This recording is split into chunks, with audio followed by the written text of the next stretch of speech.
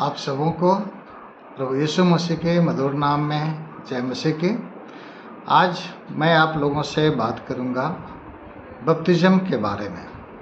Bible में बपतिस्म का एक महत्वपूर्ण स्थान है और ये बपतिस्म एक संस्कार भी है और प्रभु यीशु के या परमेश्वर का आज्ञाकारिता भी है, क्योंकि हम देखते हैं कि प्रभु यीशु खुद इस संस्कार में भाग लिए और उन्होंने भी बपतिस्म लिया। तो जब हमारे खुदा या हमारा परमेश्वर खुद उस संस्कार को पूरा किए तो हम लोगों को भी उस संस्कार का भागीदार होना चाहिए। और इसको जब हम देखते हैं मत्ती रचित सुसमाचार 28 अध्याय का 18 से 20 पद, उसमें भी हम पाते हैं कि परमेश्वर के महान आज्ञा में बपतिस्मा भी एक आज्ञा है। तो ये जब हम पूरा करते हैं, इसका मतलब है कि परमेश्वर का आज्ञाकारिता हम अपने आप को चलाते हैं, परमेश्वर के प्रति समर्पित होकर के यानी कि समर्पण के भावना से हम अपने आप को लिए चलते हैं और परमेश्वर के साथ चलने का एक हम वचनबद्धता यानी कि वायदा को हम करते हैं।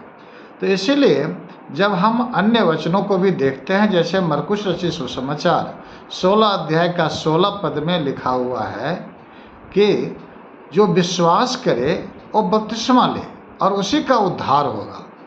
तो ये जो बपतिस्मा है वो उद्धार का एक प्रशस्त करने वाला मार्ग है, क्योंकि जो विश्वास करता है वचन कह रहा है कि वो बपतिस्मा लेगा।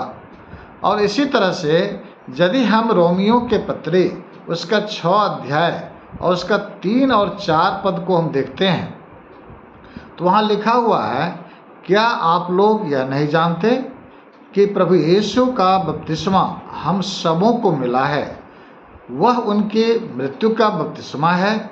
हम उनकी मृत्यु का बपतिस्मा ग्रहण करके उनके साथ इसलिए दफनाए गए कि जिस तरह से मसीह पिता के सामर्थ्य से मृतकों में से जी उठे, उसी तरह हम भी एक नया जीवन जिएं।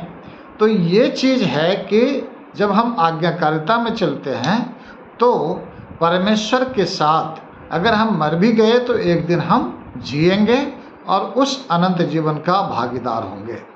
अब थोड़ा सा साधारण भाषा में हम लोग जब इसको आए तो बपतिस्म संस्कार में होता है कि हम जल में डूबते हैं और फिर जल से हम निकलते हैं। डूबने का अर्थ हुआ कि हम पिता पुत्र पवित्र आत्मा के समक्ष ये वादा करते हैं कि प्रभु आज से हम इस संसार के लिए अपने आप को मृत घोषित करते हैं, यानी कि हम अपने आप को मरे हुए के रूप में हम अपने आप को लाते हैं। और जब हम पानी में से बाहर आते हैं तो हम परमेश्वर के समक्ष ये वादा करते हैं कि प्रभु आज से हमारा जीवन एक नया जीवन होगा, वो नया जीवन जो आपके वचन पर आधारित होगा, आपके वचन के साथ हम अपने आप को चलाएंगे। ये जब हम वादा करते हैं तो निश्चित रूप से हम परमेश्वर के साथ सहभागी होते हैं, उनके शरीर का हम जो है सहभागी होते हैं, उनके शरीर में सदस्यता के रूप में हम ग्रहण करते हैं। और दूसरे रूप में अगर हम देखते हैं तो बपतिस्म जो है एक कलीसिया के सदस्यता का भी एक रूप है कि जब हम तब तक हम कलीसिया का सदस्य नहीं हो सकते जब तक हम बपतिस्मा नहीं लेंगे। उसी तरह से हम प्रभु यीशु के शरीर का सदस्य तब तक नहीं हो सकते जब तक हम मन फिरा करके अपने पापों से पश्चाताप करके और बपतिस्म न लें।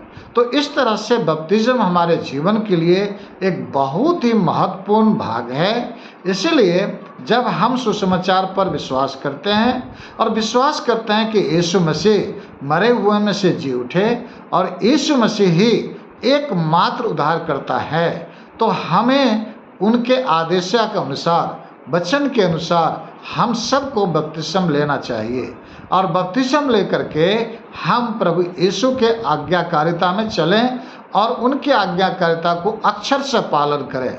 बपतिस्मा का अर्थ हमारे जीवन में तभी साबित हो सकता है जब हम प्रभु यीशु के वचन के अनुसार अपने जीवन को चलाएंगे और नए जीवन में हम अपने आप को लेकर के चलेंगे।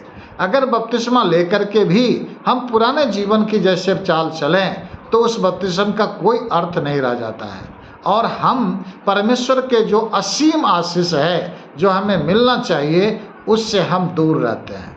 इसलिए हमें बपतिस्म में लेकर के प्रभु यीशु के वचन के अनुसार अपने आप को समर्पित जीवन जीना और नया जीवन जी करके परमेश्वर के साथ चलना, ताकि एक दिन हम यहाँ धरती पर मर भी गए तो हम स्वर्ग राज में प्रभु यीशु के साथ जिलाए जाएंगे। धन्यवाद। आशा करता हूँ कि आप इस वचन के द्वारा और इस संदेश के द्वारा आशीषित होंगे।